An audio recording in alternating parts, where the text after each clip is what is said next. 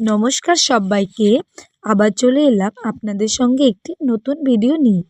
তো প্রথমেই আপনাদের কাছে একটাই অনুরোধ, ভিডিওটি শেষ পর্যন্ত দেখবেন এবং যদি আপনাদের ভালো লাগে ইউটিউব থেকে দেখলে সেই পেজটাকে আপনারা সাবস্ক্রাইব করে পাশে থাকবেন, অথবা যদি আপনারা ফেসবুক থেকে ভিডিওটা দেখেন তাহলে পেজটাকে ফলো করবেন এবং অবশ্যই শেয়ার করে দেবেন।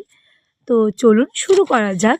প্রথমে আমি এখানে কড়াইয়ের মধ্যে জল গরম করে নিয়েছিলাম, তাতে বেশ কিছুটা পাস্তা ঢেলে দিয়েছি। তো আমি হালকা করে এখানে পাস্তাটাকে সেদ্ধ করে নিয়েছিলাম। তো সেটা সেদ্ধ হয়ে যাওয়ার পর আমি একটু ঠান্ডা জলে এটাকে ভালো মতো ধুয়ে নিয়েছিলাম।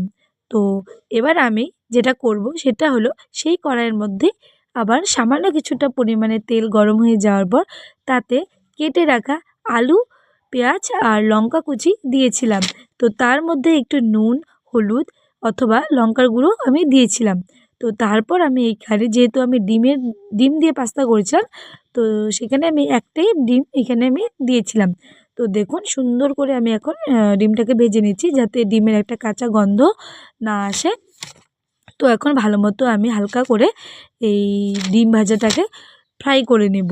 তো তারপর সেই সেদ্ধ করে রাখা পাস্তাগুলো এর ওপর আমি ঢেলে ভালো মতো বেশ কিছুক্ষণ কষিয়ে কষিয়ে রান্না করে নেব, যাতে পাস্তাটা ভালো মতো ফ্রাই হয়ে যায়। তো দেখুন এখানে আমি ভালো মতো ভাজা ভাজা করে নিচ্ছি। তারপর আমার এখানে মশলা ছিল না, তার জন্যই আমি এখানে ম্যাগির মশলাটা আমি ব্যবহার করেছিলাম। তো 2 প্যাকেট আমি এখানে ম্যাগির মশলা ব্যবহার করেছিলাম। তো আপনারা চাইলে পাস্তার মশলা ব্যবহার করতে পারেন। আমার কাছে ছিল না, তার জন্য আমি এখানে ম্যাগির মশলাটা ব্যবহার করেছিলাম। তো এখন আর কিছুই তেমন লাগবে না। এরপর ভালো মতো আপনারা যেমন পছন্দ করেন ভাজা ভাজা, তো সেইভাবেই করে নেবেন। আমি জানি আপনারা সবাই পাস্তা বানাতে পারেন, তো আপনাদের সঙ্গে তাও একবার শেয়ার করে দিলাম। যদি ভিডিওটি ভালো লাগে অবশ্যই আমার পাশে থাকবেন এবং লাইক, কমেন্ট এবং সাবস্ক্রাইব করতে ভুলবেন না এবং পেজটাকেও ফলো করতে ভুলবেন না। আজকের মতন এই পর্যন্তই। আবার আসবো নেক্সট ভিডিওর সাথে। তো টাটা।